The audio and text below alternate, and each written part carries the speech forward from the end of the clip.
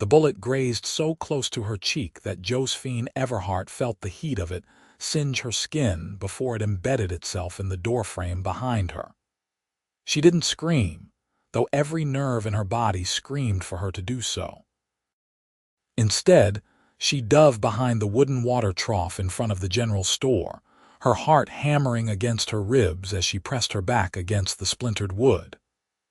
It was 1883, and the dusty streets of Panamint, California were supposed to be her salvation, not her grave. "You cannot run forever, sister," Thomas called from somewhere across the main road, his voice carrying that same cold authority he had used since they were children, when he would order her around like she was nothing more than a servant in their own home.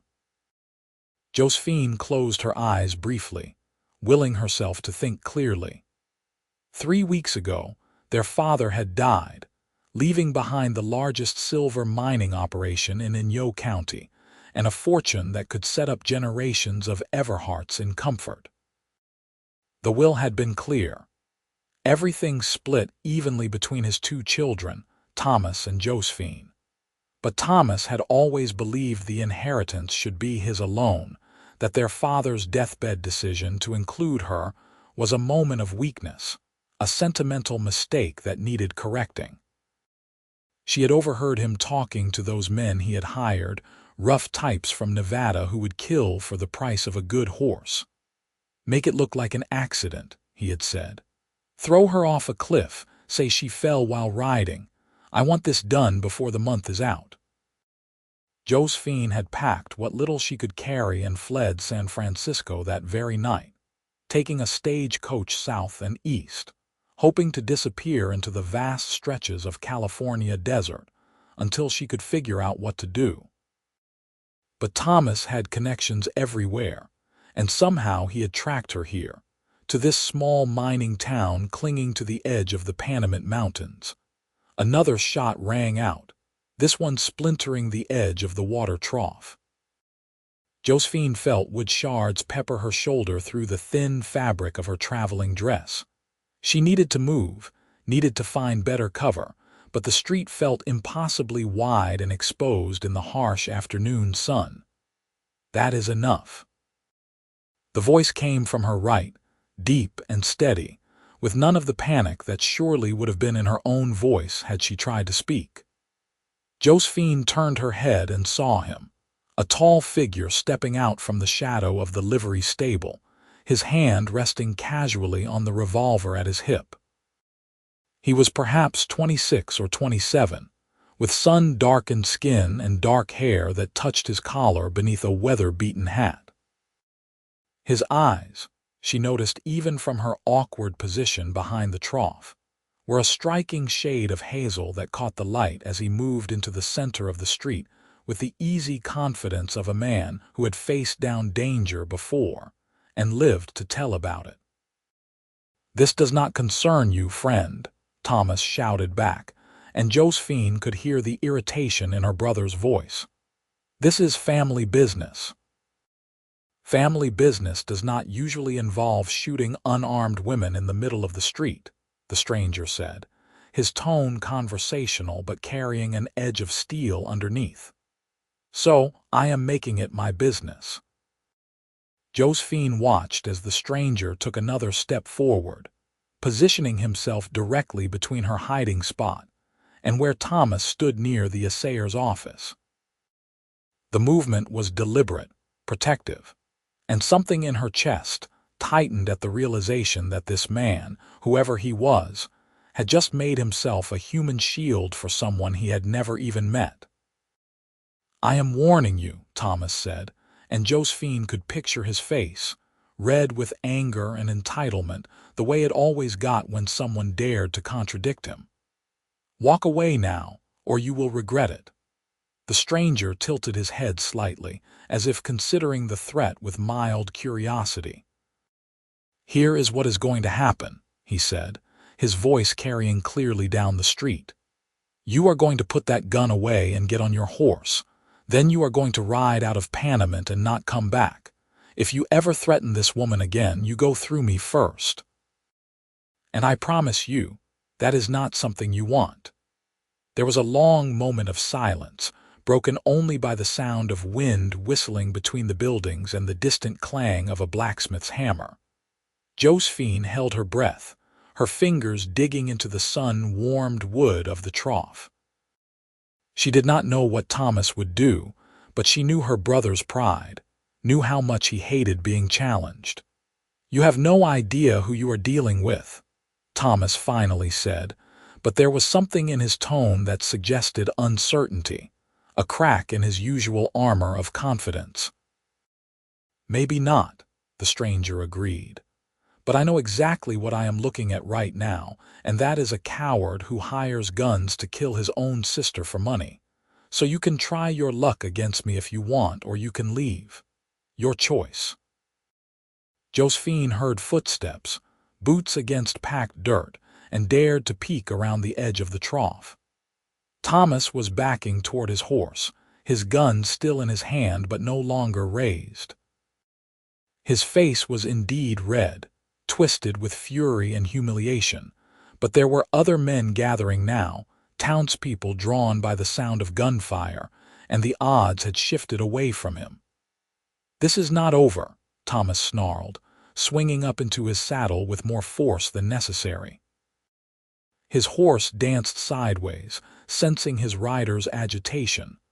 "That fortune is mine by right, and I will have it. You come back here and you will leave in a pine box," the stranger said simply. "Count on it." Thomas yanked his horse around and spurred it hard, galloping out of town in a cloud of dust and rage. Josephine watched him go, her mind still struggling to catch up with what had just happened, with how quickly her situation had changed from dire to merely uncertain.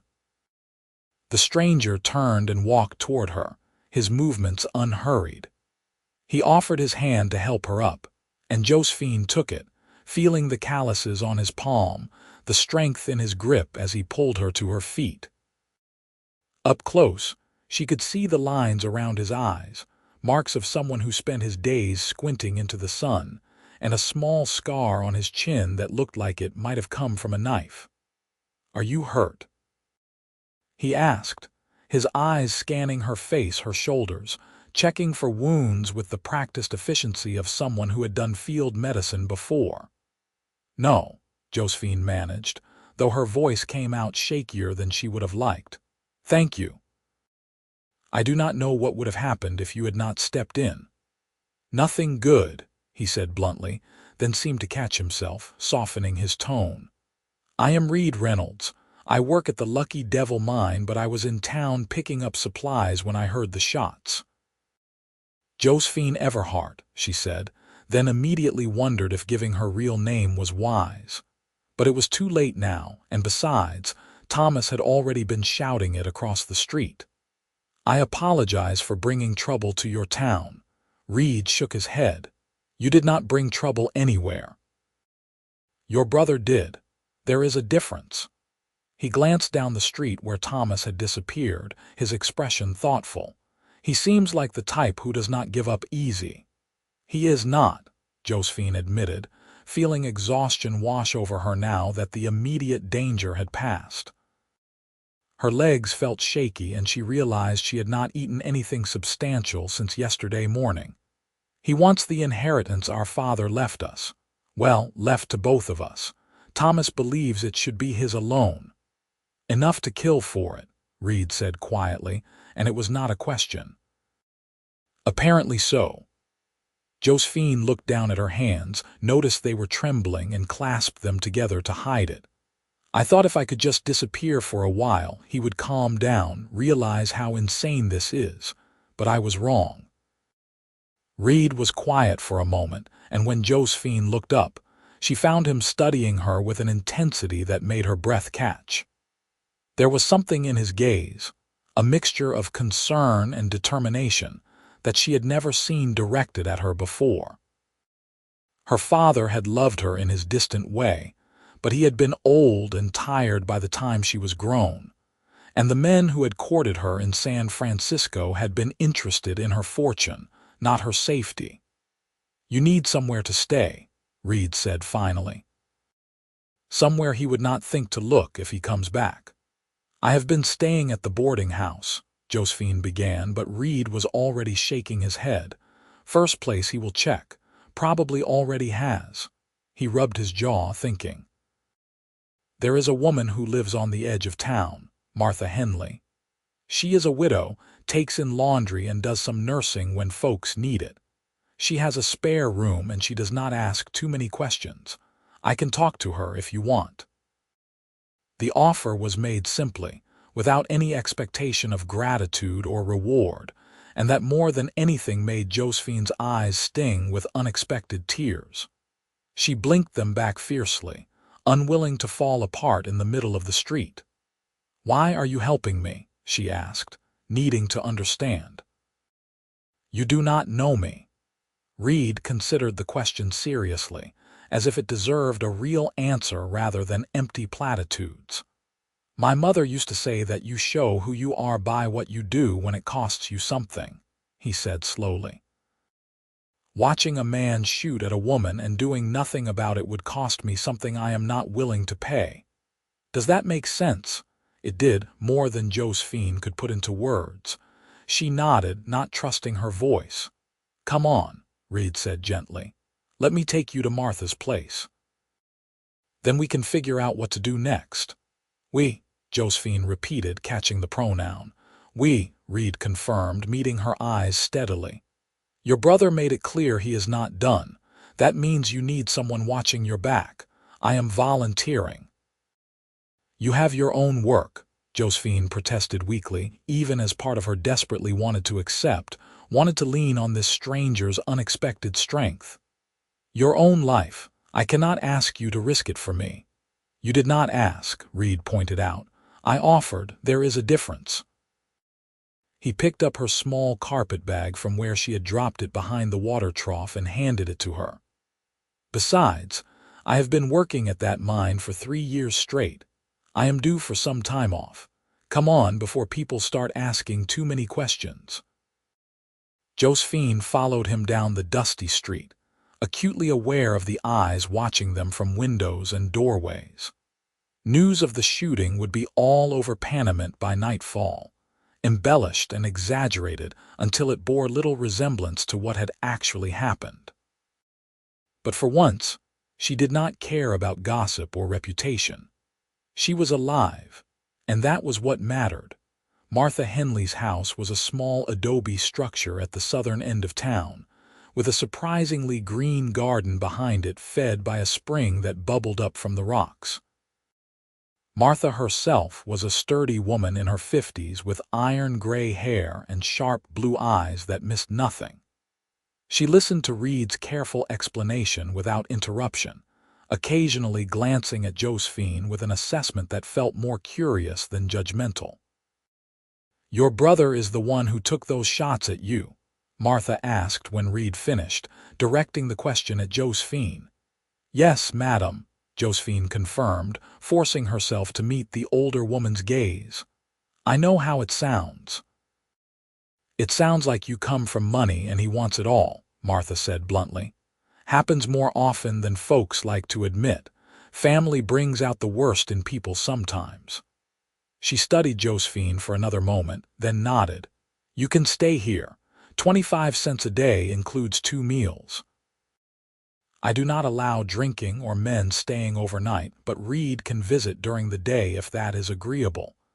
The relief that flooded through Josephine was almost dizzying. "Thank you," she said sincerely. "I will not be any trouble, I promise." "Trouble already found you, seems like," Martha observed, but her tone was not unkind. "Come on, I will show you the room. Reed, you staying for supper?" Reed glanced at Josephine, something questioning in his look, and she found herself nodding before she could think better of it.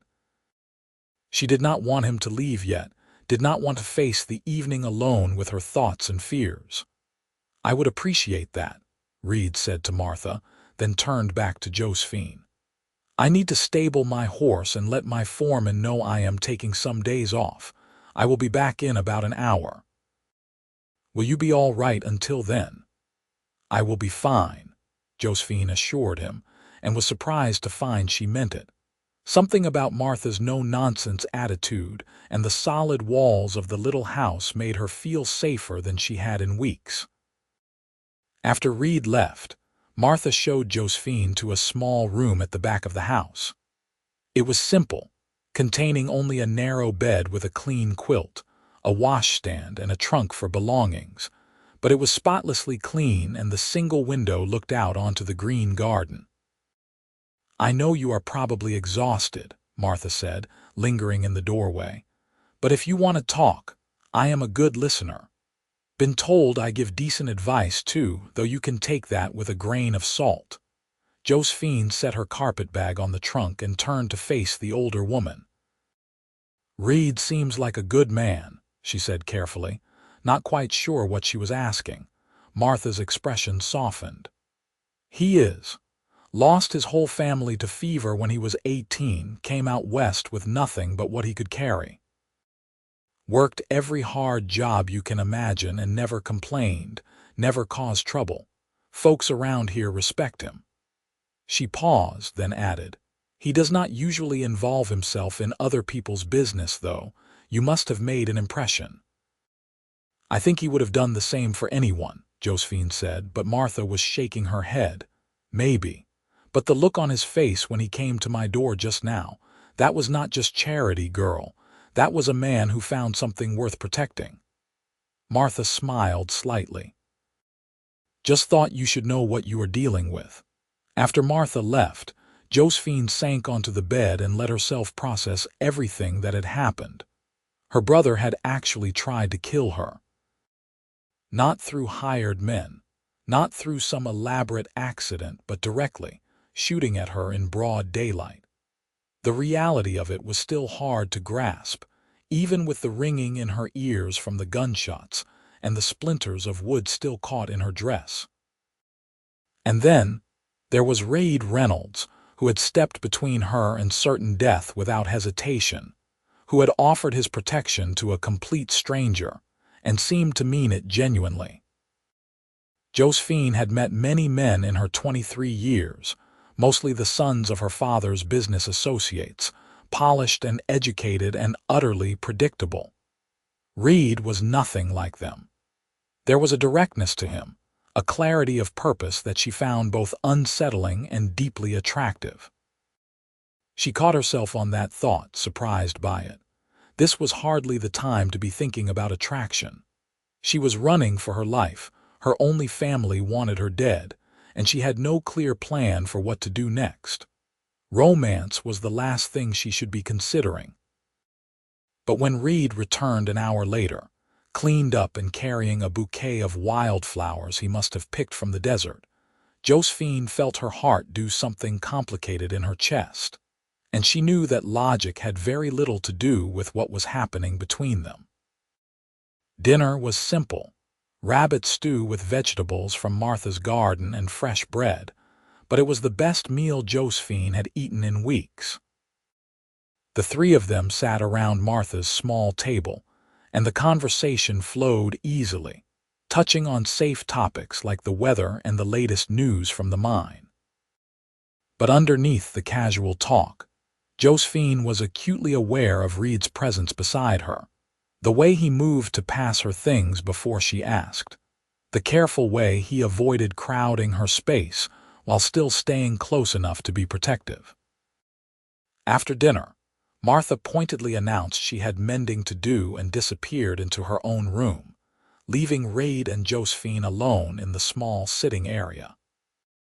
The sun was setting, painting the sky outside the windows in shades of orange and purple, and crickets had begun their evening song in the garden. "Tell me about San Francisco," Reed said, settling into one of Martha's worn chairs. "What was your life like before all this?" Josephine tucked her feet under her on the small sofa, grateful for the honest question. She was tired of secrets and half-truths. "Boring, mostly," she admitted. "My father was always working, building his mining empire. He had very specific ideas about how a daughter should behave. I was to be educated but not too educated, social but not too friendly, pretty but not too bold. I spent most of my time feeling like I was walking on a tightrope, trying not to disappoint him. And your brother, Thomas, is 5 years older than me. He has always been Father's favorite, the one being groomed to take over the business. I think that is why it shocked him so much when the will named us both as equal heirs. Josephine traced a pattern on her skirt absently. I did not even want the inheritance, not really. I would have been happy with enough to live on, to maybe open a school or do something useful. But Father insisted it be split evenly, said he did not want Thomas to have unchecked power over the family fortune. Sounds like your father was a shrewd judge of character, Reed observed. He was. He just did not realize how far Thomas would go. Josephine looked up at Reed, studying his face in the fading light. What about you? Martha said you lost your family. A shadow crossed Reed's features, but he did not look away. Cholera back in Missouri. Took my parents and both my sisters in less than a week. I was working on a neighboring farm when it hit, did not even get to say goodbye. He was quiet for a moment, then continued, after that, there did not seem to be any reason to stay. So I headed west, figured I would find something out here. Did you? Josephine asked softly. Reed met her eyes, and there was something in his gaze that made her breath catch. Starting to think maybe I did. The moment stretched between them, charged with possibilities and unspoken questions. Josephine knew she should look away, should maintain some kind of proper distance, but she found she could not. There was a connection forming here, something that went beyond gratitude or circumstance, and it both thrilled and terrified her. Reed, she began, not sure what she wanted to say, but he shook his head gently. You do not have to say anything. I know this is complicated, know you have got enough to worry about without me adding to it. I just want you to know that I am here for as long as you need me. No expectations, no strings, just someone in your corner. It was exactly what Josephine needed to hear and exactly what made her want to cry. She blinked hard, swallowing against the tightness in her throat. I do not know how to thank you. Then do not try, Reed said simply. Just let me help. That is all the thanks I need. They talked for another hour, the conversation drifting from topic to topic, with the easy flow of two people discovering they genuinely enjoyed each other's company. Reed told her about working in the mines, the camaraderie among the men, and the satisfaction of hard physical work. Josephine described her love of reading, the hours she had spent in her father's library escaping into other worlds. They found common ground in unexpected places, shared opinions on everything from politics to pie. When Martha reappeared to announce it was getting late, Reed stood reluctantly. I will be back tomorrow morning, he promised Josephine. We need to figure out a plan, something more permanent than just hiding out. What did you have in mind? Josephine asked, walking him to the door. I have been thinking about it. Your brother wants you dead because of the inheritance, right? So what if we remove that motivation? Josephine frowned. I do not understand. The will says the fortune is split between you and Thomas. What happens if you get married? Does your share go to your husband? Understanding dawned slowly. Yes, according to California law, everything I own would become my husband's property. She shook her head. But I do not have a husband, and I am not sure how that helps.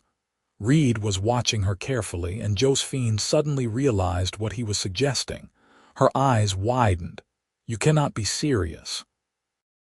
Think about it, Reed said, his tone reasonable even as he proposed something completely outrageous. If you are married, killing you does not help Thomas at all. The inheritance would just go to your husband instead. And if your husband makes it clear he is not going to hand over anything to Thomas, your brother has no reason to keep coming after you. That is insane, Josephine said, but her mind was already racing through the implications. We barely know each other. Marriage is not something you just do for convenience. People get married for all kinds of reasons out here, Reed pointed out. Security, companionship, survival. This would not be that different, and I am not suggesting we rush into anything. Just that you think about it as an option. A way to keep you safe. Josephine stared at him, trying to read his expression in the dim light from the oil lamp. And what would you get out of this arrangement? Reed was quiet for a moment, then said carefully, honestly, the knowledge that you are safe. And maybe a chance to see where this thing between us goes, without your brother trying to kill you every other day. That seems like enough to me. You are talking about marriage, Josephine said, needing to hear him acknowledge the full weight of what he was proposing. Legal marriage, binding and permanent, not some temporary arrangement. I know what I am talking about, Reed said steadily. And yes, it would be real. I am not suggesting we pretend. I am saying that if you were my wife, I would protect you with everything I have, and your brother would have to go through me to get to you. Which, as I mentioned earlier, is not something he wants to do. Josephine pressed a hand to her forehead, feeling overwhelmed. 12 hours ago, she had been alone and terrified. Now she had a safe place to stay and a man she barely knew proposing marriage as a solution to her problems. It was too much, too fast. I need time to think, she said finally. Take all the time you need, Reed assured her. I am not going anywhere. Sleep on it, and we can talk more tomorrow. After he left, Josephine prepared for bed in a daze, her mind spinning with possibilities and fears. Martha appeared briefly to wish her good night, taking one look at Josephine's face and wisely refraining from asking questions. Alone in the small room, Josephine lay in the darkness and tried to think rationally about Reed's proposal. On the surface, it made a certain kind of sense. Thomas's entire motivation was greed. If killing her no longer served his purpose, he would stop. She would be safe. But marriage was not a business transaction, no matter what Reed said about people marrying for practical reasons. It was a lifelong commitment, a binding together of two lives. Could she really enter into that with a man she had known for less than a day? And yet, something in her chest ached at the thought of saying no, of walking away from Reed Reynolds and whatever was building between them. She had felt more alive in the past few hours than she had in months, maybe years. There was something about Reed that called to her, that made her want to be braver than she knew how to be. Josephine finally fell asleep with no clear answer. Her dreams a confused tangle of gunshots and hazel eyes, and a voice saying, "You go through me first," with absolute certainty. She woke to the smell of coffee and bacon, sunlight streaming through the window. For a moment, she could not remember where she was, then it all came rushing back. Martha was already up and cooking, and when Josephine emerged from her room, the older woman handed her a cup of coffee without comment. "Reed will be here soon," Martha said, flipping bacon in her iron skillet. "He stopped by earlier to check on things, saw you were still sleeping, and said he would come back after he got cleaned up." "He was here already?" Josephine asked, surprised. "About an hour ago. Sun was barely up." Martha gave her a knowing look. "That man has it bad for you, in case you have not noticed." Josephine wrapped her hands around the warm coffee cup, letting the heat seep into her palms. "He proposed marriage last night. Well, sort of, as a way to keep me safe." Martha nodded as if this did not surprise her at all. "Practical solution, though I suspect his reasons are not entirely practical." "We barely know each other," Josephine said, echoing her own objection from the night before. "How much knowing do you need?" Martha asked, transferring bacon to a plate.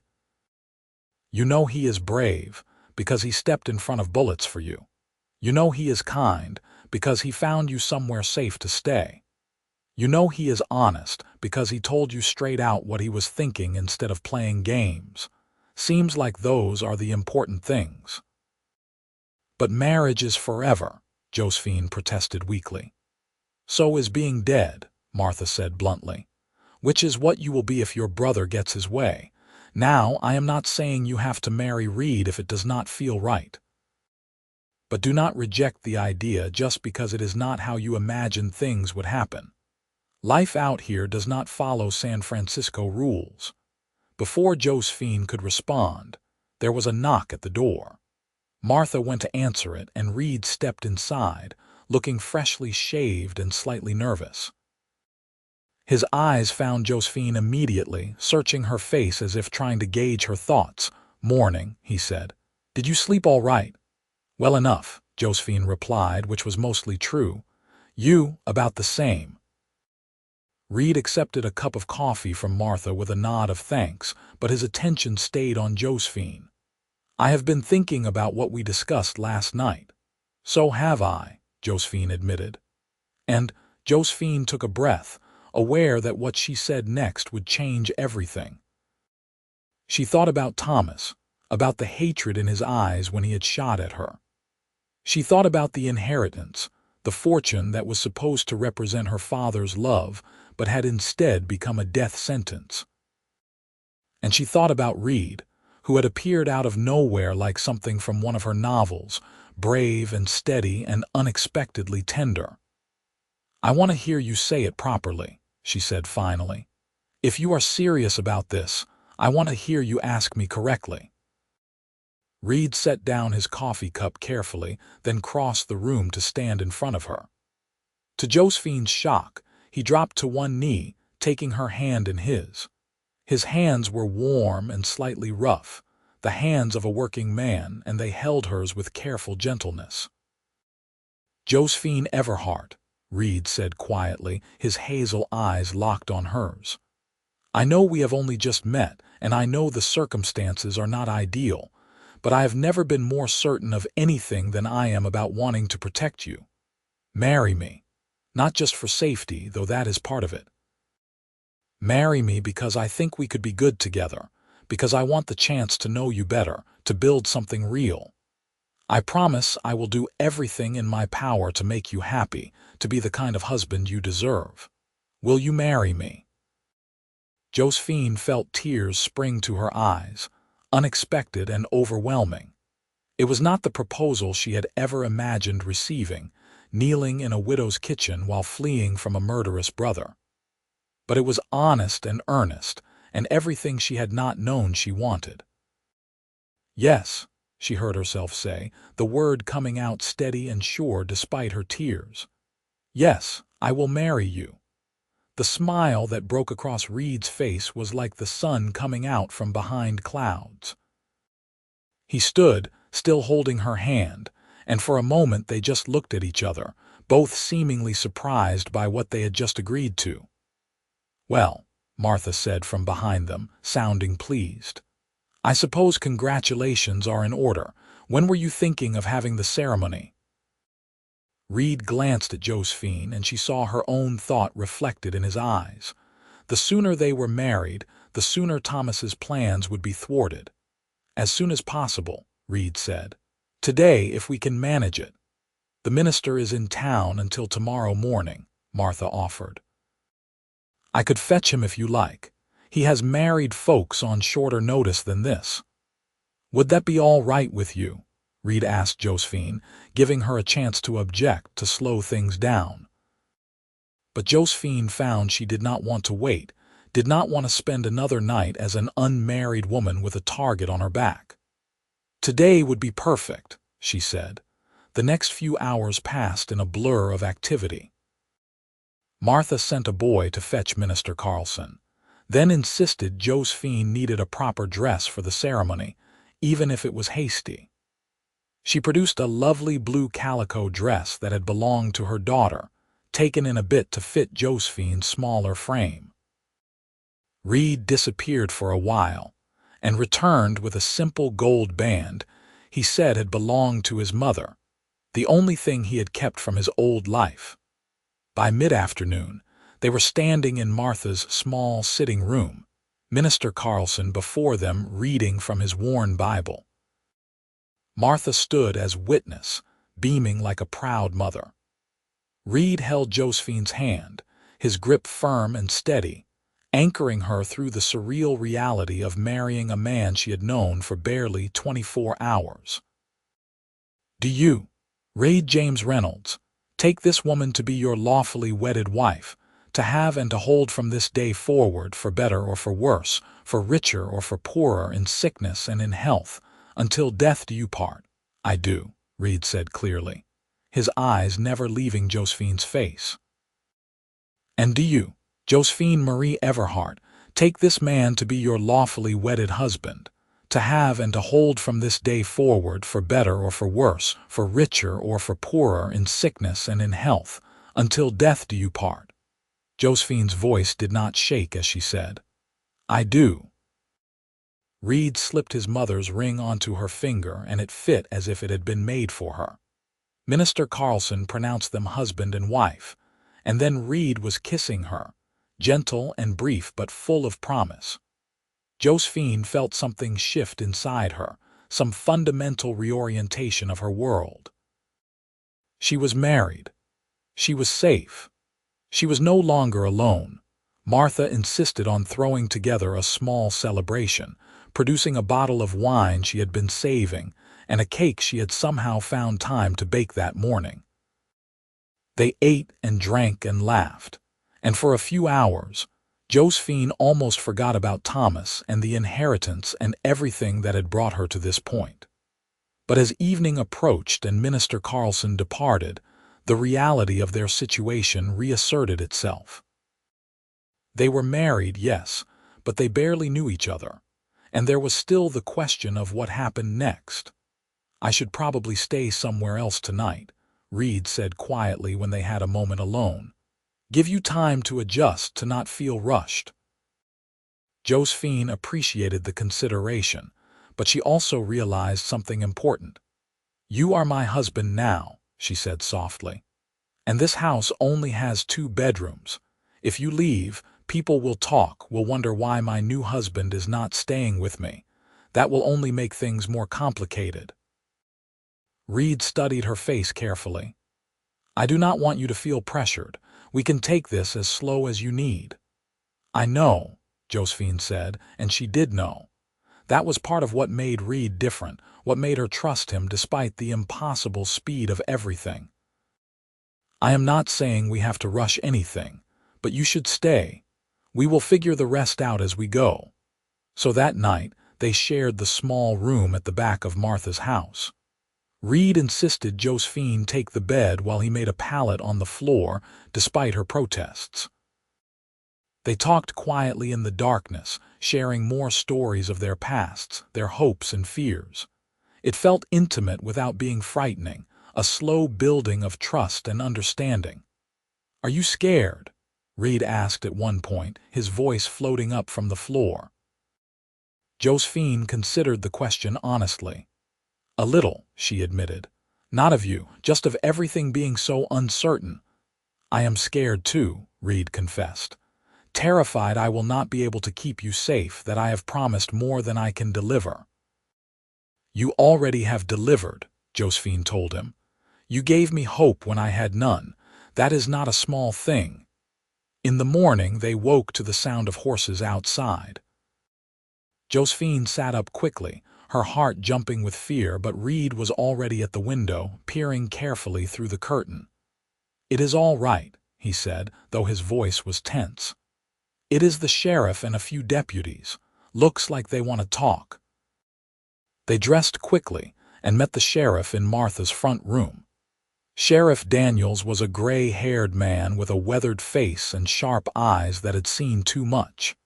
He nodded politely to Martha, then turned his attention to Josephine and Reed. "Heard you folks got married yesterday," he said without preamble. "Congratulations. Also heard that there was some shooting in the street 2 days ago and that you, Mrs. Reynolds, were the target." Josephine noticed he used her new married name, and something in her chest eased slightly. "That is correct, Sheriff. My brother, Thomas Everhart, attempted to kill me." That is quite an accusation, Sheriff Daniels said, though his tone suggested he believed her. You willing to swear out a warrant? Josephine glanced at Reed, who nodded encouragingly. Yes, Sheriff, I am. He shot at me twice, in front of multiple witnesses.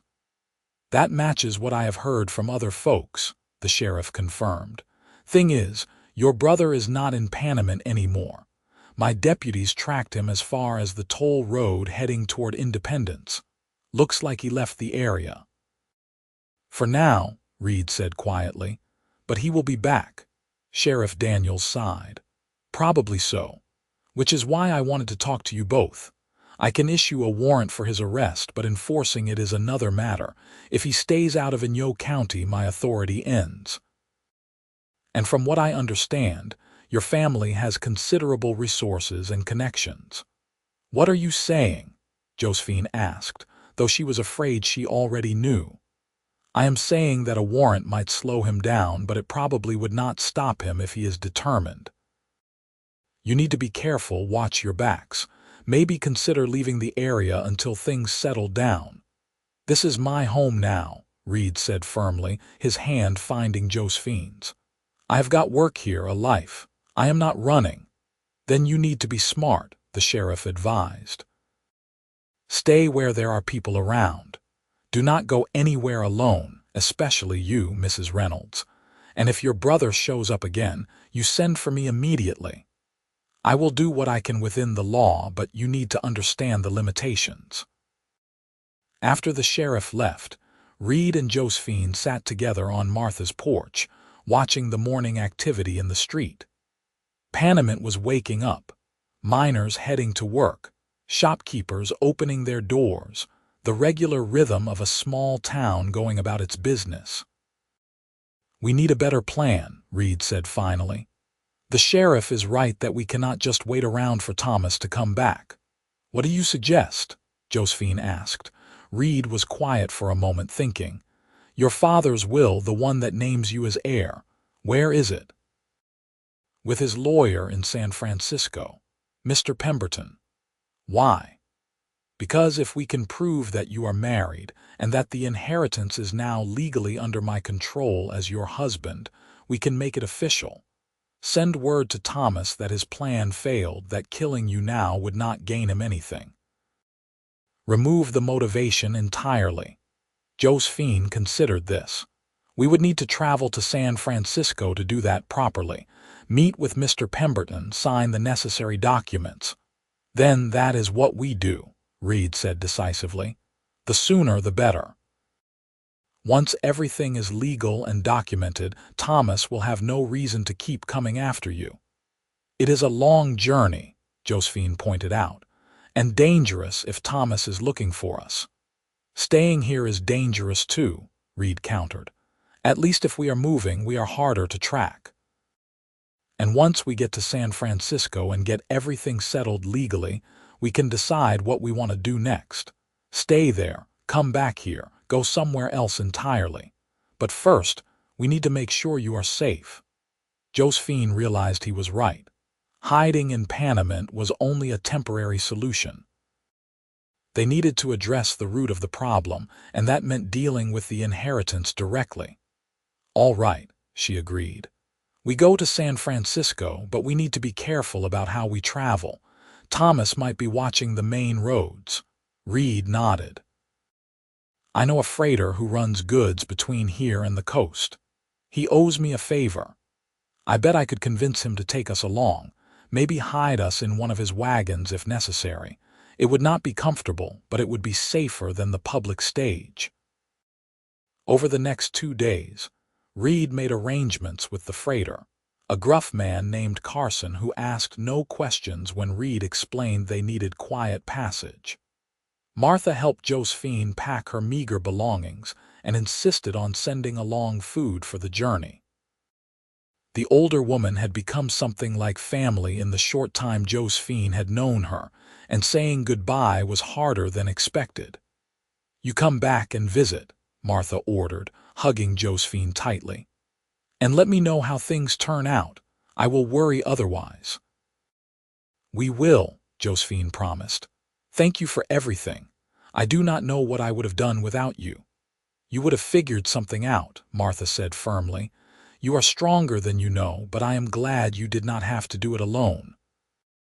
They left Panamint before dawn on a Tuesday morning, hidden under canvas in the back of Carson's freight wagon among barrels of supplies and mining equipment. It was cramped and uncomfortable, but Reed stayed close, his arm around Josephine's shoulders as the wagon jolted over the rough road. "Are you all right?" he asked quietly, feeling her tense with each bump. "Just thinking about what comes next," Josephine admitted.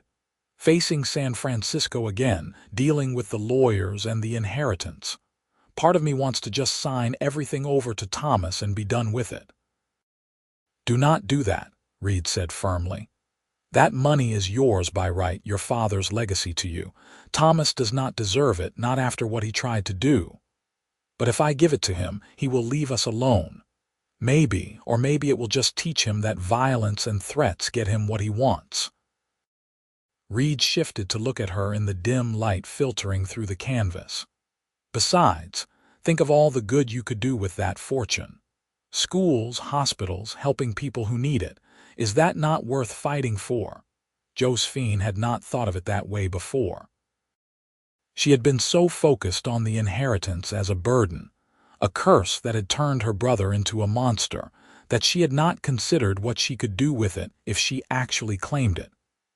"My father always said that wealth was responsibility," she said slowly. "That those who had it owed something to those who did not. Thomas never understood that.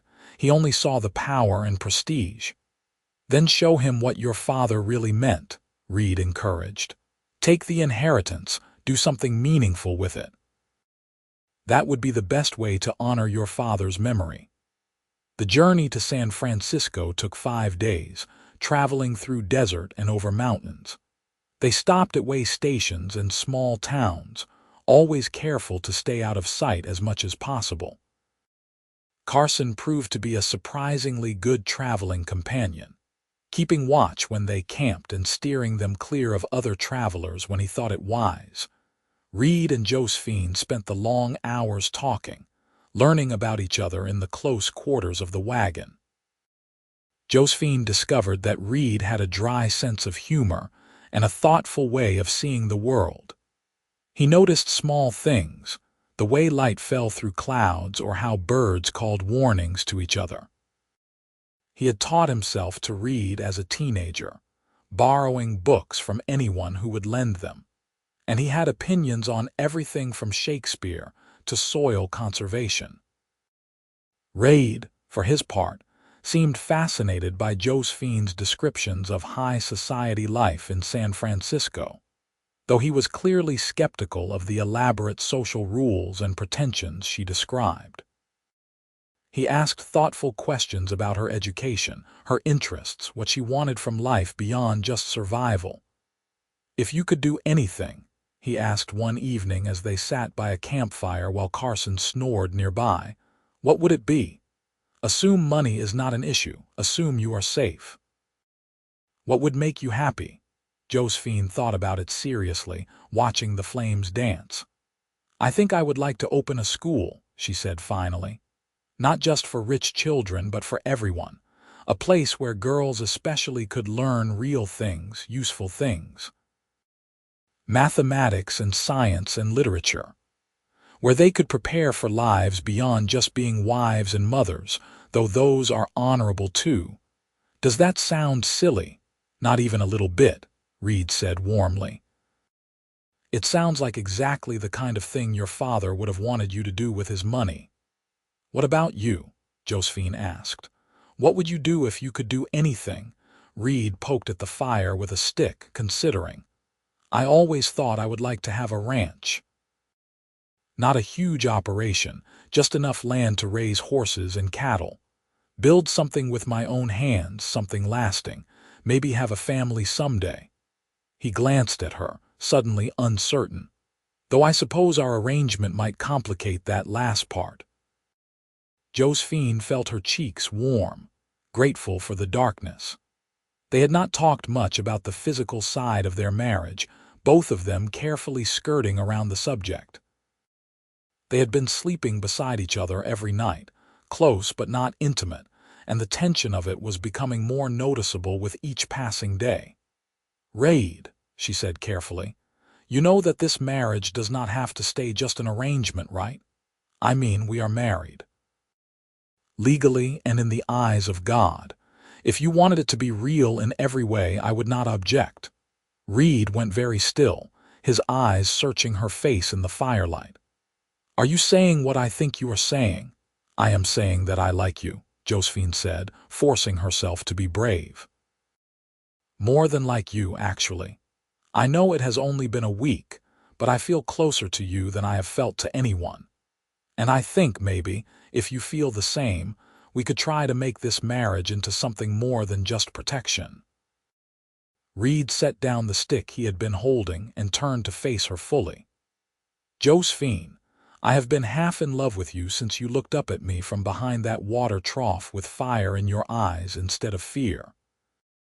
I have been trying to take things slow because I did not want to push you, did not want you to feel obligated. But if you are telling me you want this to be real, then yes. God, yes, I want that too." He reached for her hand and Josephine let him take it, her heart pounding. "I am saying I want to try," she clarified. "I am still figuring things out, still learning who you are and who we are together, but I want to try." "That is all I am asking for," Reed said softly. "A chance to try." He leaned in slowly, giving her time to pull away if she wanted, but Josephine did not want to. She met him halfway, and when their lips touched, it was different from the brief kiss at their wedding. This was deeper, more intentional, full of the promise of what might come. When they finally pulled apart, Carson was still snoring, oblivious to the moment happening a few feet away. Reed smiled, brushing a strand of hair from Josephine's face. "We should probably get some sleep," he said reluctantly. "Long day tomorrow." But that night, when they settled under their shared blanket, Reed held her closer, and Josephine rested her head on his chest, listening to the steady beat of his heart. It felt right in a way she could not quite explain. This man she barely knew somehow becoming the most important person in her world.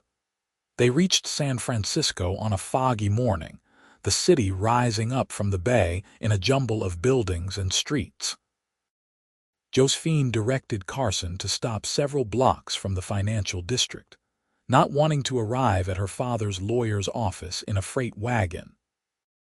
"I need to go see Mr. Pemberton alone first," she told Reed as they stood on the sidewalk, trying to brush the worst of the dust from their traveling clothes.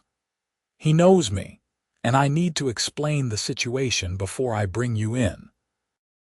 Reed looked like he wanted to argue, his protective instincts clearly warring with the logic of her suggestion. "I do not like the idea of you going alone. What if Thomas is watching the office? Then you being with me would not make much difference," Josephine pointed out. "Besides, it is broad daylight in the middle of the city. He would not try anything here." She hoped that was true, at least. "I will wait outside the building," Reed compromised. "Out of sight, but close enough to come if you need me. Take this."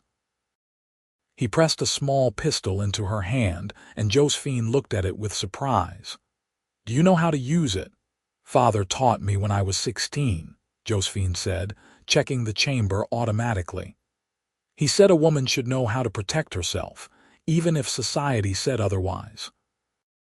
"Smart man," Reed approved. "I hope you do not need it, but I will feel better knowing you have it." Josephine tucked the pistol into her reticule and straightened her shoulders. "I will be quick as I can. Wait for my signal."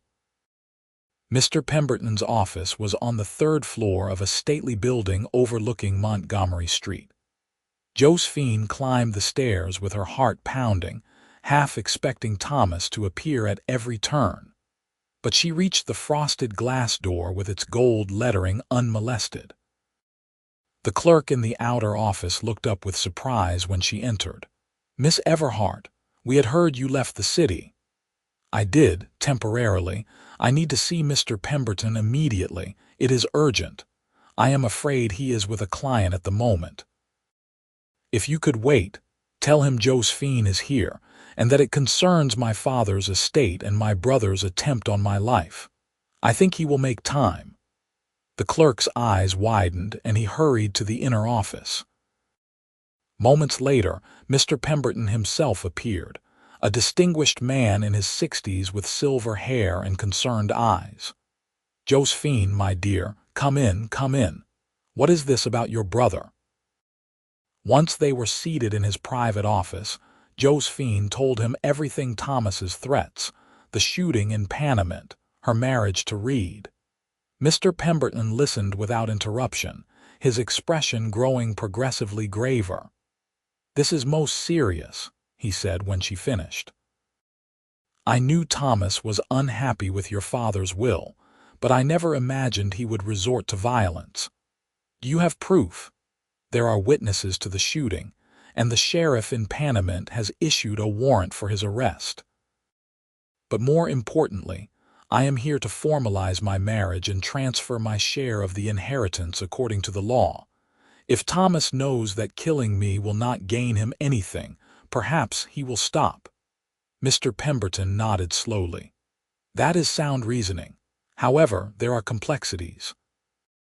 Your father's will includes provisions about your marriage, specifically that you maintain control over your own assets even after marriage, which is unusual but legally sound.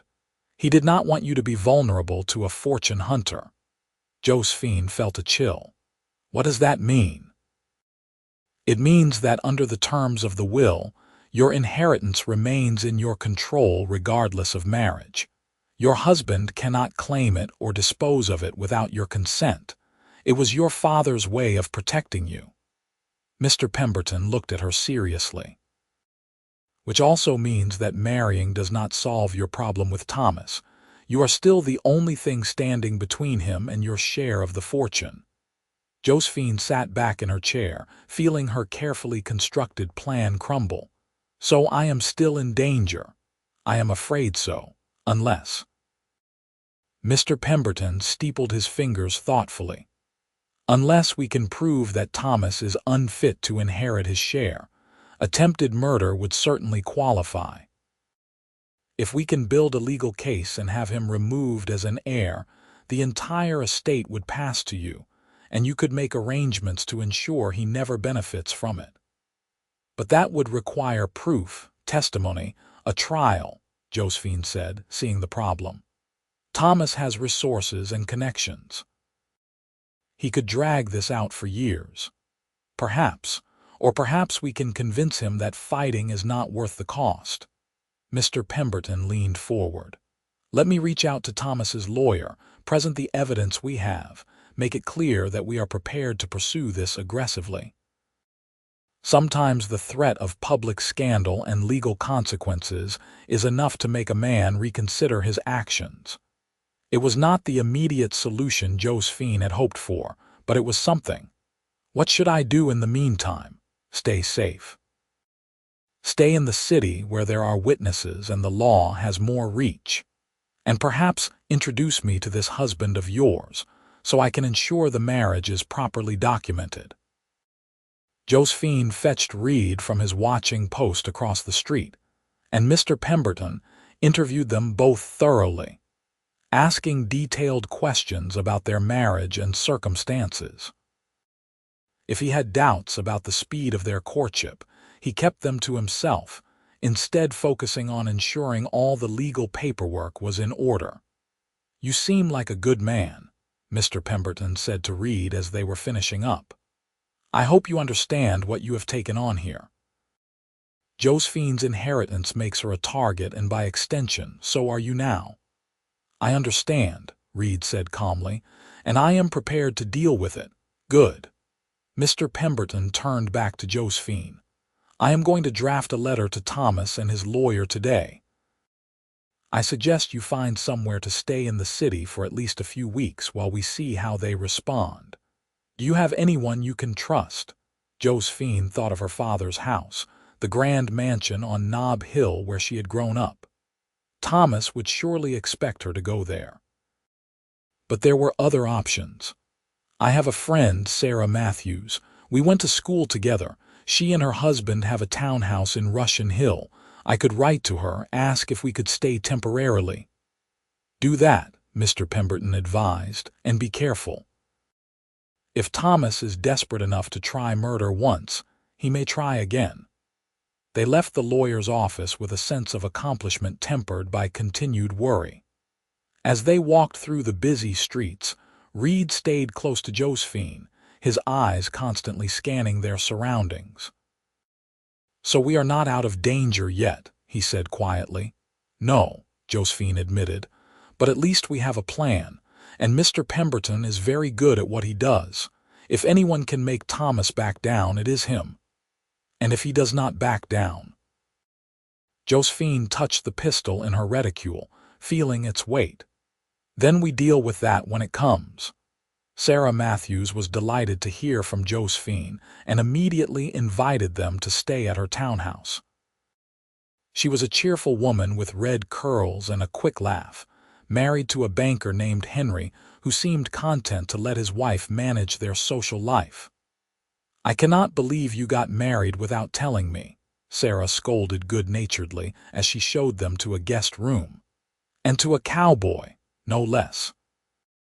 How wonderfully romantic." "It was rather sudden," Josephine said, exchanging a glance with Reed. "The best love stories always are," Sarah declared. "Now you must tell me everything. But first, you both look exhausted. Rest, clean up, and we will have dinner together tonight. I want to hear all about this whirlwind romance." The guest room was larger than Martha's entire house had been, with a proper four-poster bed and a private bathing room. Josephine felt strange being back in this kind of luxury after weeks of simpler accommodations. Reed looked distinctly uncomfortable, standing stiffly in the center of the room as if afraid to touch anything.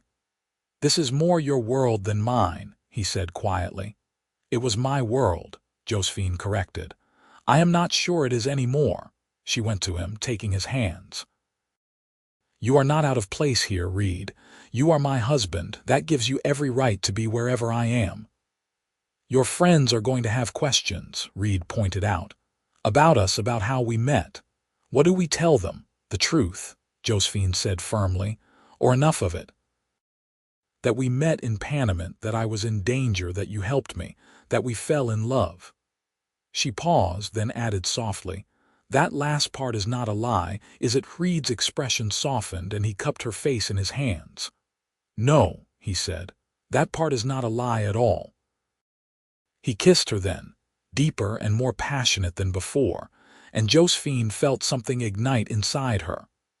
They were alone, truly alone, for the first time since their wedding night. No wagon walls or campfire light, no Carson snoring nearby. Just the two of them in this quiet room with its big bed and closed door. When they finally broke apart, both breathing hard, Reed rested his forehead against hers. "We should probably get ready for dinner," he said reluctantly. "Probably," Josephine agreed, making no move to step away.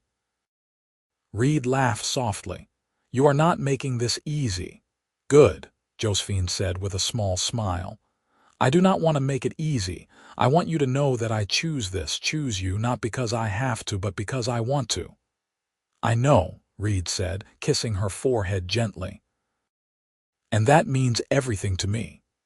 Dinner with Sarah and Henry was surprisingly pleasant.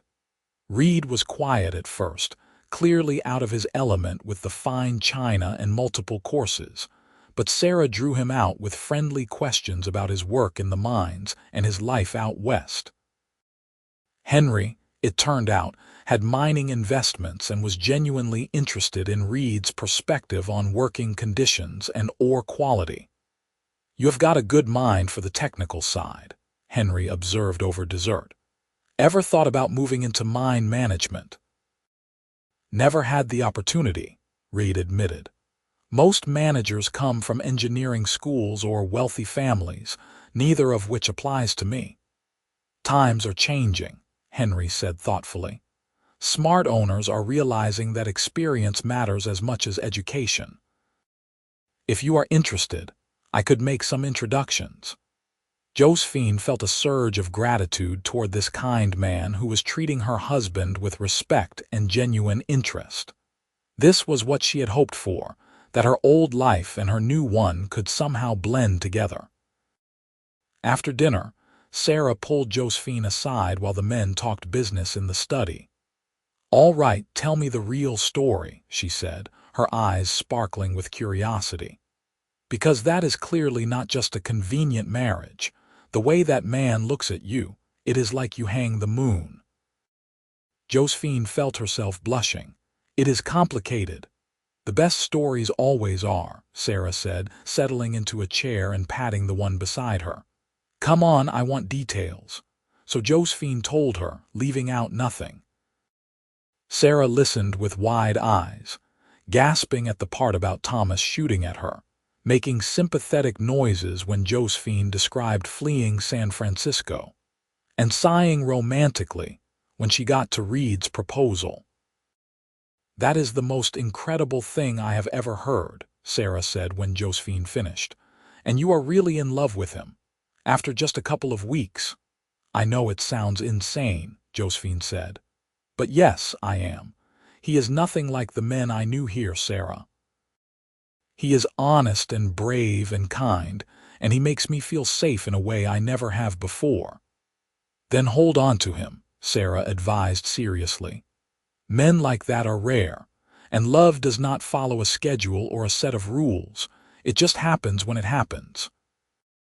Over the next few days, they settled into a strange routine. Reed spent his mornings with Henry, who was true to his word about making introductions in the mining industry. Josephine met with Mr. Pemberton to review the legal strategy, and with her father's business managers to understand the full scope of her inheritance. Evenings were spent with Sarah and Henry, and nights were spent in the big guest bed, where she and Reed grew increasingly comfortable with each other. They had not yet consummated their marriage, both of them cautiously feeling their way forward, but the intimacy between them was growing. They talked for hours in the darkness, sharing dreams and fears. They kissed until they were both breathless, learning what the other liked. And gradually, the initial awkwardness of two strangers forced together by circumstance was transforming into something deeper and more genuine. A week after their arrival in San Francisco, Mr. Pemberton summoned them to his office with news. Thomas had responded to his letter. "He denies everything," Mr. Pemberton said, handing Josephine the letter. "Claims he was in Panama on business and that any shooting was a misunderstanding blown out of proportion. He says Josephine is suffering from hysteria and has invented these accusations out of spite over the inheritance." Josephine felt her hands clench. "That is a lie. There were witnesses." "I know, and I have statements from several people who saw the shooting, including the sheriff. But Thomas is claiming they are mistaken or have been bribed by you." Mr. Pemberton looked grave.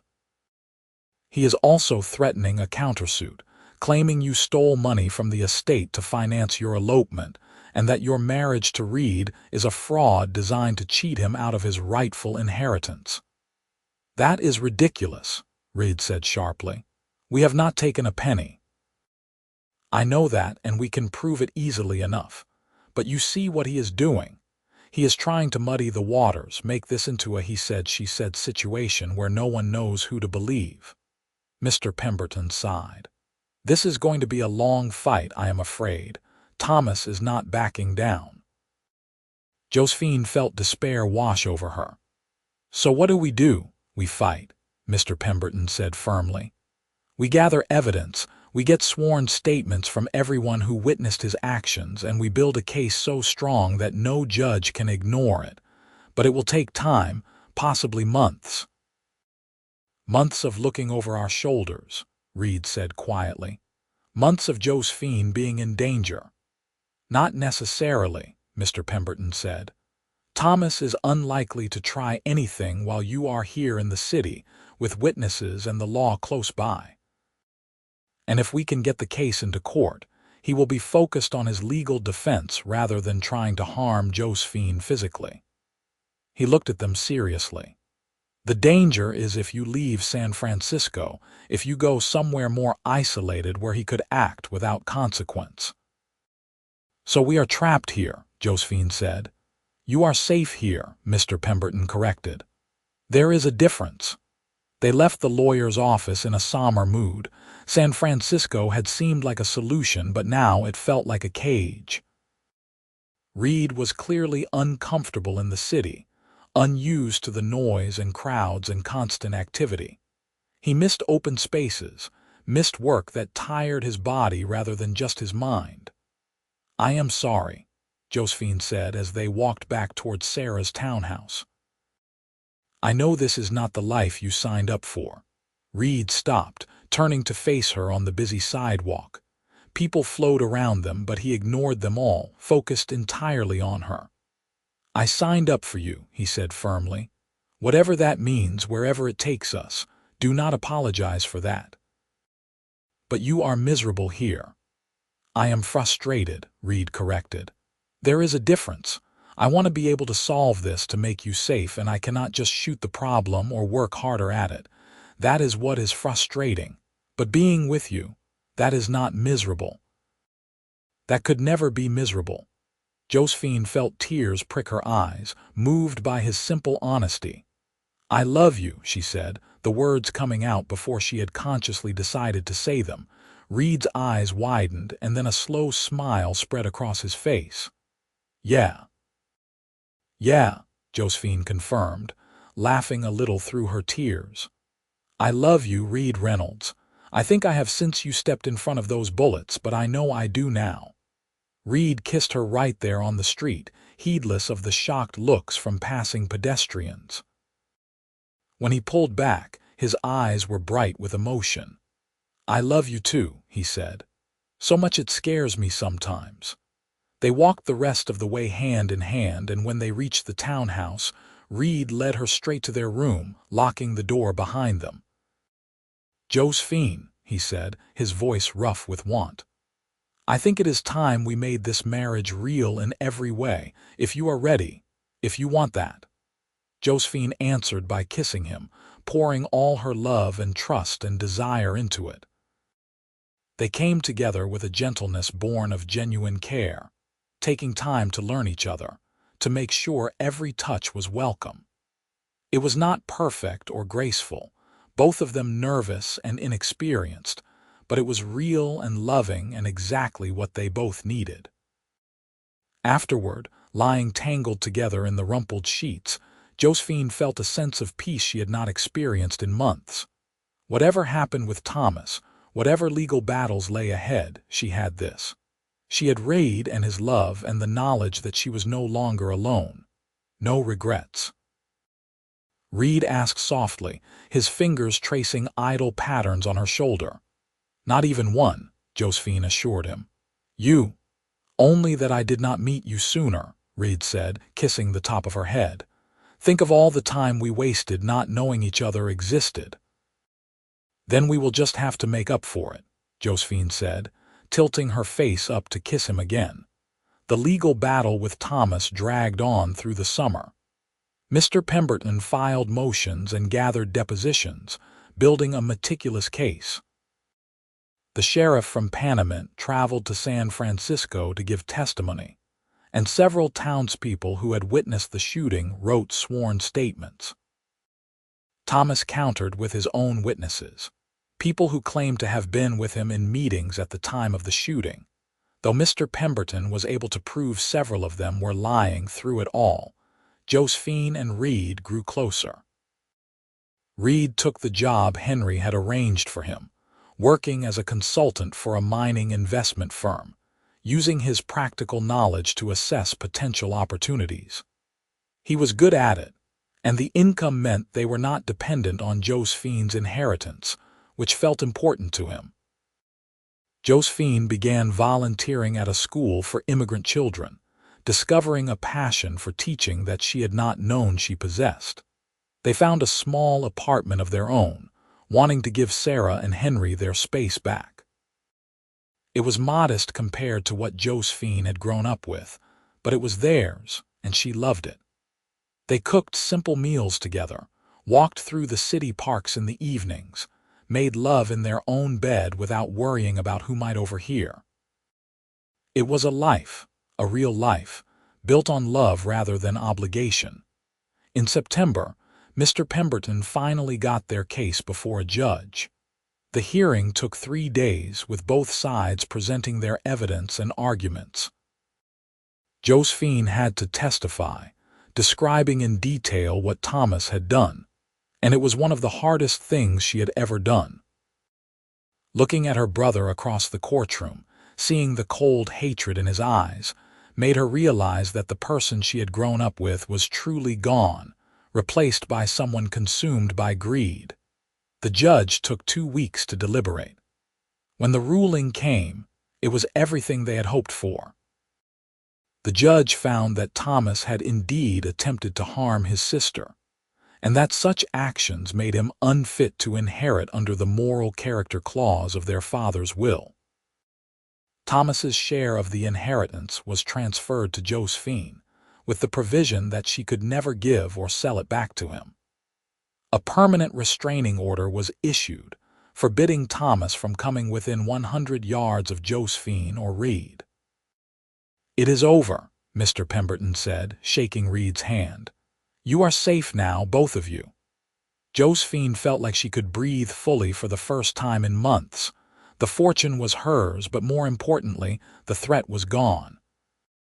Thomas would undoubtedly appeal, but Mr. Pemberton was confident the ruling would stand. And even if Thomas was foolish enough to try something despite the restraining order, he would face serious criminal charges. That night, Josephine and Reed celebrated in their small apartment with a bottle of wine and a quiet dinner. They talked about the future, about what they wanted to do now that they were free to choose. "I have been thinking," Reed said carefully, "about what you said back when we first met, about wanting to open a school." "I remember," Josephine said. "What if we did that? Used your inheritance to build something good, something that would help people.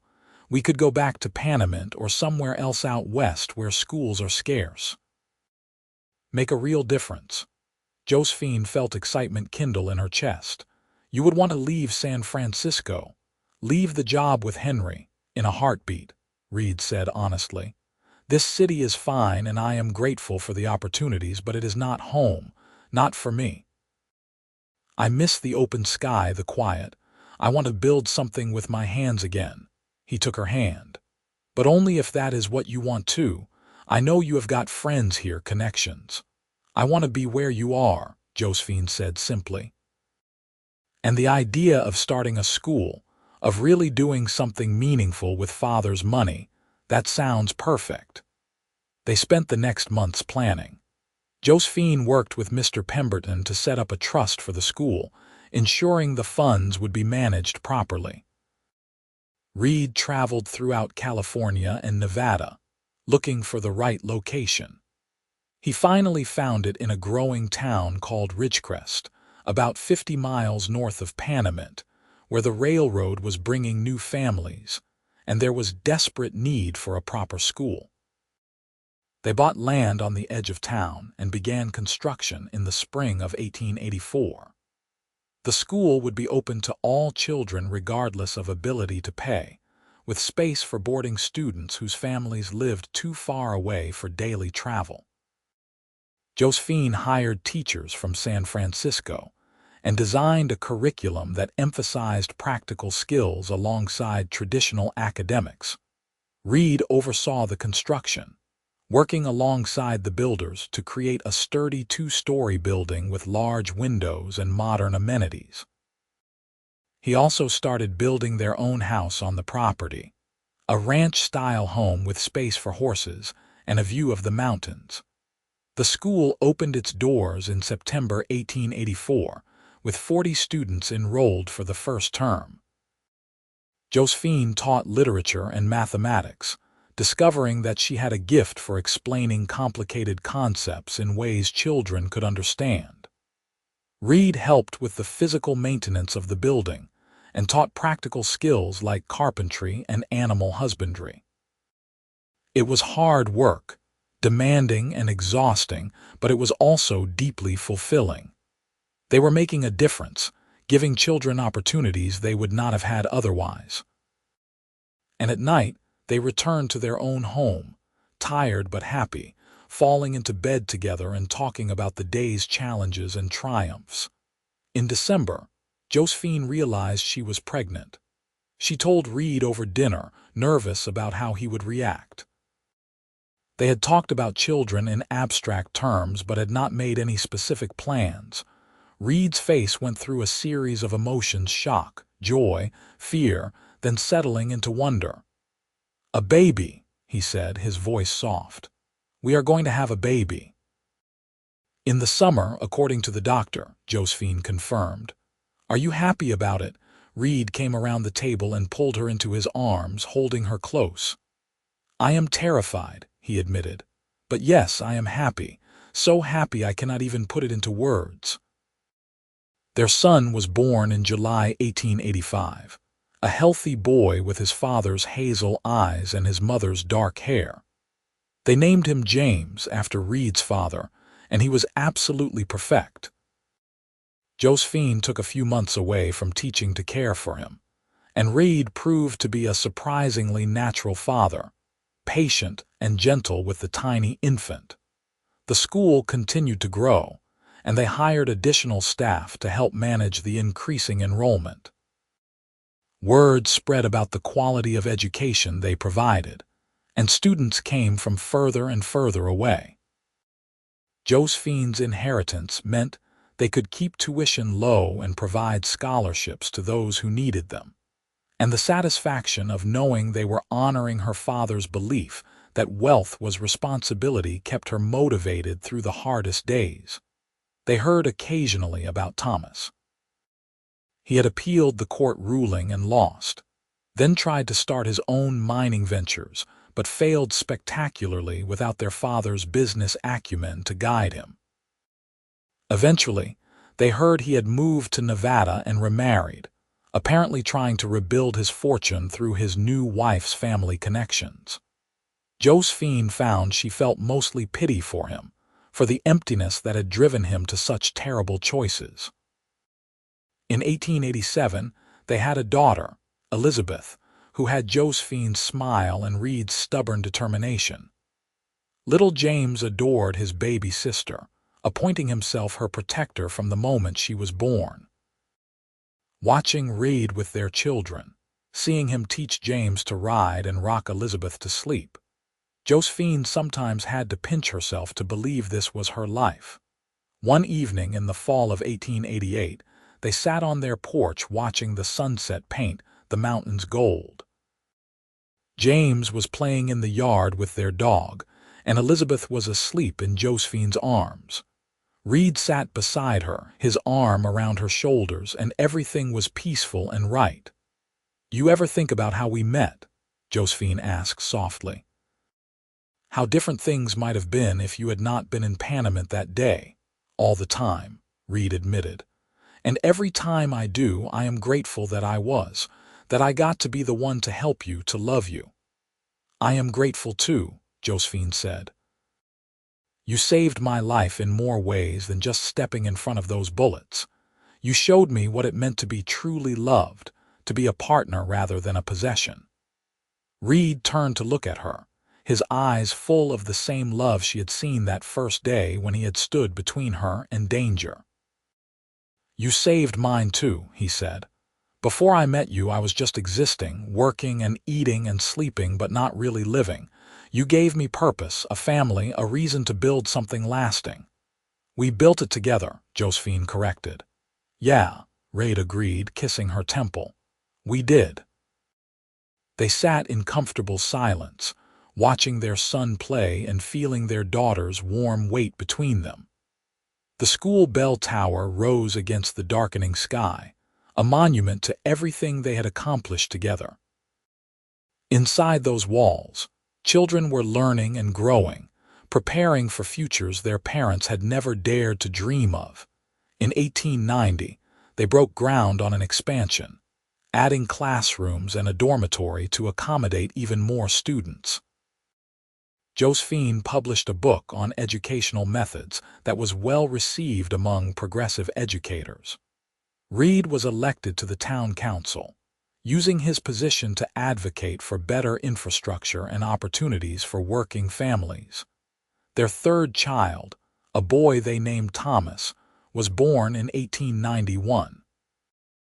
Josephine had chosen the name carefully, wanting to reclaim it from the associations with her brother, to give it new meaning through this child who would grow up surrounded by love and taught the value of kindness over greed. Reed had questioned the choice at first, but when he held his new son, he understood.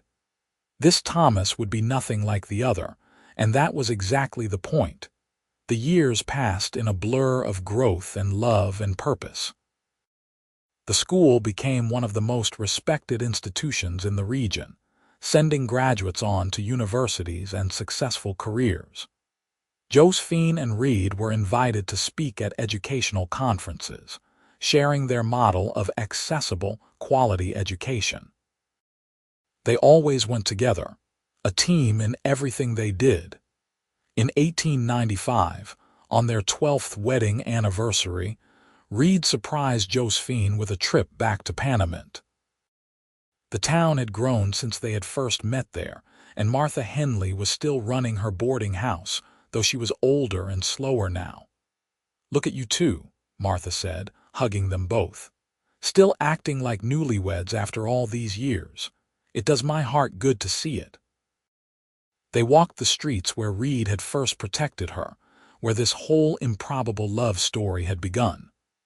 The water trough was still there, weathered but standing, and Josephine laid her hand on it, remembering the terror of that day and the stranger who had become her everything. "Do you ever regret it?" she asked Reed later as they stood looking out at the desert sunset. "Giving up your simple life for all this complexity?" Reed laughed and pulled her close. "Josephine, my life stopped being simple the moment I saw you, but it started being meaningful at the same time. So no, not even for a second do I regret it." They returned to Ridgecrest renewed, ready for whatever the future held. Their children grew into remarkable young people. James inherited his father's practical skills and his mother's love of learning, eventually taking over much of the school's administration. Elizabeth became a teacher herself, passionate about literacy and social justice. Young Thomas showed an aptitude for medicine, dreaming of opening a hospital that would serve rural communities. In 1900, they celebrated the turn of the century with the entire town, reflecting on everything that had changed in the past 17 years. The school now educated over 200 students annually. Ridgecrest had grown from a rough railroad stop to a thriving community with churches and shops and cultural life. And Reed and Josephine had grown from two frightened people trying to survive into partners who had built something that would outlast them. "I love you," Josephine said to Reed that night, the words as true and heartfelt as the first time she had said them.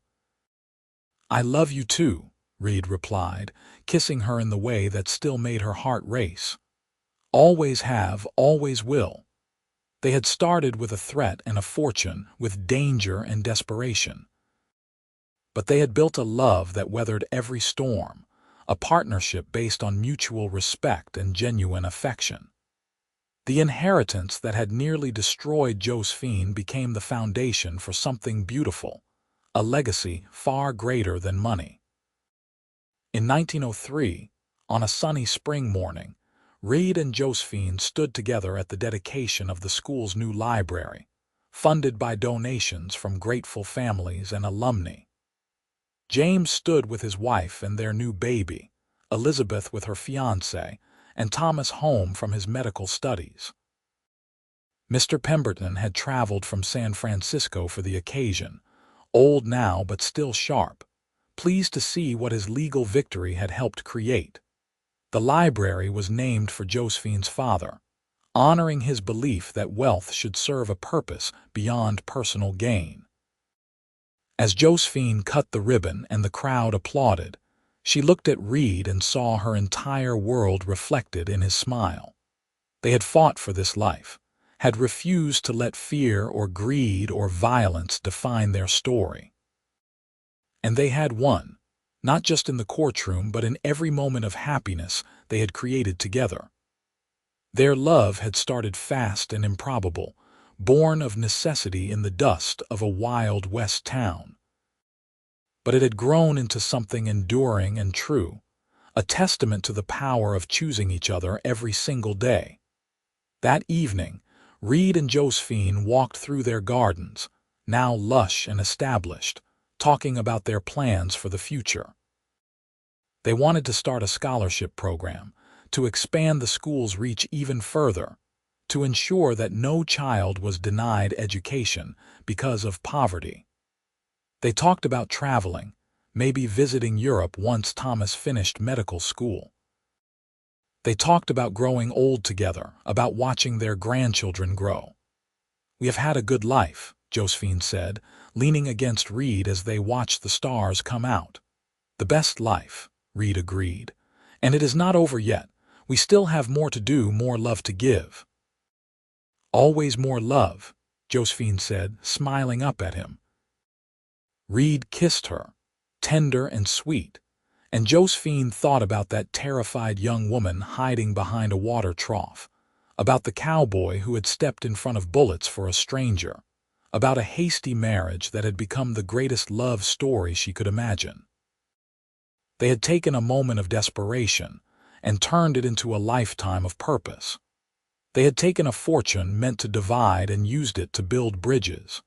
They had taken love that started fast and desperate and nurtured it into something deep and lasting. And as they walked back to the house they had built together, surrounded by the school that was their shared legacy, with their children grown and grandchildren on the way, Josephine knew that every difficult moment had been worth it. Because she had Reed, and he had her, and together they had created something that would ripple forward through generations. The inheritance that her brother had wanted so badly had become something he could never have imagined, not a pile of gold to be hoarded, but a force for good in the world. And the love that had started when Reed Reynolds said, "He goes through me first," had become the foundation of everything beautiful in her life. They stood on their porch one last time that night, Reed's arms around Josephine, both of them looking at the mountains they had come to call home. The school bell tower stood silhouetted against the starlit sky, and somewhere inside their house, they could hear James helping his children get ready for bed, the sound of laughter and love echoing through the rooms. "Thank you," Josephine whispered to Reed, though she knew the words were inadequate for everything she felt. "For what?" Reed asked, though his smile said he knew. "For stepping in front of those bullets, for proposing marriage to a stranger, for building this life with me, for loving me every day for 17 years, for all of it." Reed turned her in his arms so he could look at her properly, his hazel eyes full of the same intensity she had seen that first day in Panamint. "Josephine Reynolds, loving you has been the easiest thing I have ever done. Everything else we figured out together. That is what partners do." "Partners," Josephine agreed, the word holding all the weight of their shared history. "Today, tomorrow, and always." They went inside together, to the life they had built, to the family they had created, to the love that had started in violence and fear, but had grown into something unshakable. The door closed behind them, shutting out the darkness, leaving only the warmth of home and love and the absolute certainty that they had chosen exactly right. Their story had begun with a brother who wanted his sister dead for an inheritance, and a cowboy who said he would have to go through him first. It had grown into a love that transformed not just two lives but hundreds. Through the school they built, and the children they raised, and the example they set of what real partnership could be. And in the end, that was the greatest inheritance of all, not money or property, but love that endured and multiplied, touching lives in ways that rippled forward through time. Reed and Josephine had started with nothing but each other and built everything that mattered. They had faced down danger and chosen love, had taken a desperate gamble and turned it into a lifetime of happiness. As they climbed the stairs to their bedroom that night, hands linked as they always were, they knew without speaking that they would choose each other again in every lifetime, in every circumstance. Because some loves are written in the stars, and theirs had been worth every difficult moment that brought them together. The house settled into quiet around them. The school stood ready for another day of shaping young minds, and Ridgecrest slept peacefully under the vast desert sky. And Reed and Josephine Reynolds, who had found each other in the most unlikely of circumstances, held each other close and knew that their love story, which had started fast and wild and improbable, had become exactly what it was always meant to be: eternal, unshakable, and absolutely perfect.